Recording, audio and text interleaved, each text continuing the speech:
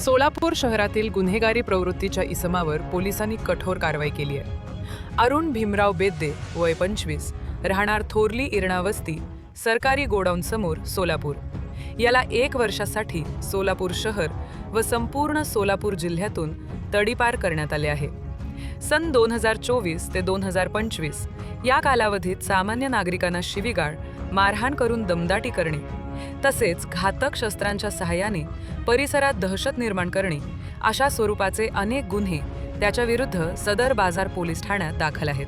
त्याच्या वाढत्या गुन्हेगारी हालचालींची दखल घेत सदर बाजार पोलिसांनी महाराष्ट्र पोलीस अधिनियम 1951 मधील कलम 56(1)(अ) व (ब) अन्वये तडीपारचा प्रस्ताव पोलीस उपायुक्त परिमंडळ सोलापूर शहर यांच्याकडे सादर केला होता.